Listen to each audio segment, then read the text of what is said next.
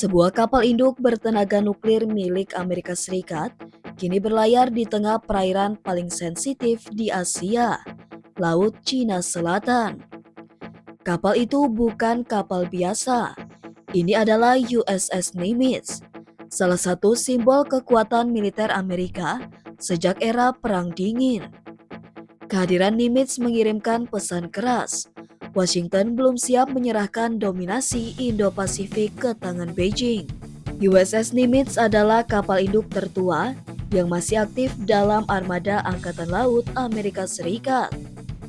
Mulai bertugas sejak tahun 1970-an, kapal ini bertenaga nuklir dan membawa hingga 90 pesawat tempur dan helikopter.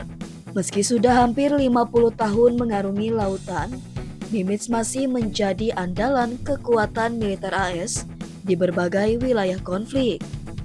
Kini, Nimitz kembali menjadi pusat perhatian dunia karena terlihat beroperasi di Laut Cina Selatan, wilayah paling kontroversial dalam geopolitik Asia modern.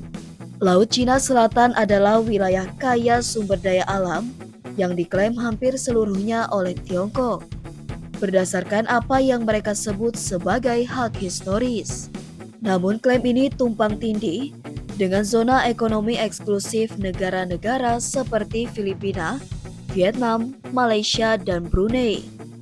Beijing bahkan telah membangun pulau-pulau buatan lengkap dengan landasan udara dan pangkalan militer untuk memperkuat klaim mereka.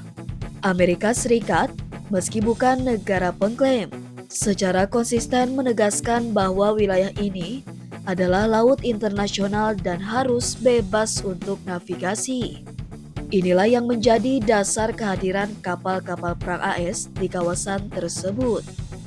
Pada 3 Mei 2025, citra satelit mengonfirmasi bahwa USS Nimitz telah memasuki Laut Cina Selatan dan terlihat di barat Pulau Luzon, Filipina Utara. Angkatan Laut AS mengadakan upacara serah terima komando di laut terbuka, sebuah tanda bahwa misi Nimitz belum selesai. Sementara itu, China menanggapi dengan narasi menegangkan. Situasi stabil dan tidak ada pelanggaran hukum internasional, ujar Kementerian Luar Negeri mereka. Namun fakta di lapangan menunjukkan sebaliknya. Bentrok antara kapal Cina dan kapal Filipina terus terjadi. Saling tuding dan insiden hampir tabrakan sudah menjadi rutinitas di laut ini. Kapal induk USS Nimitz saat ini berada di bawah kendali armada ke-7, yaitu armada paling aktif dan strategis milik Angkatan Laut AS. Armada ini bermarkas di Jepang dan memiliki misi utama menjaga stabilitas kawasan Indo-Pasifik. Mereka rutin beroperasi dengan sekutu seperti Jepang, Korea Selatan, Australia, dan Filipina. Pernyataan resmi mereka menegaskan kehadiran USS Nimitz di kawasan ini untuk menjamin kawasan yang bebas dan terbuka. AS tak akan membiarkan Laut Cina Selatan menjadi laut milik satu negara saja.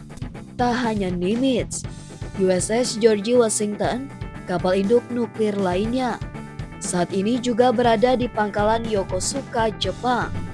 Dengan 2 kapal induk aktif di Pasifik Barat, Amerika sedang mengirimkan sinyal kekuatan militer maksimum kepada China. Ini adalah langkah preventif sekaligus strategi tekanan, terutama setelah meningkatnya ketegangan antara AS dan Tiongkok terkait Taiwan, Laut Cina Selatan, hingga dukungan China terhadap Rusia dan Iran. Kehadiran Nimitz kali ini diperkirakan sebagai misi terakhir sebelum kapal induk ini resmi dipensiunkan. Namun, alih-alih pulang tenang, Nimitz memilih mengakhiri karirnya di zona konflik terbesar Asia. Meski tua, kapal ini tetap mampu menjaga stabilitas kawasan dan menjadi simbol dominasi Amerika. Ketegangan di Laut Cina Selatan kini semakin mendidih.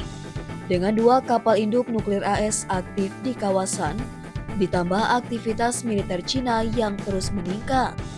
Pertanyaan besarnya adalah, Apakah Laut Cina Selatan akan menjadi Ukraina berikutnya? Atau apakah ini hanya permainan tekanan dan unjuk kekuatan tanpa konfrontasi terbuka? Yang jelas, satu hal pasti, Asia Tenggara sedang berada di pusaran tarik-menarik dua kekuatan besar dunia.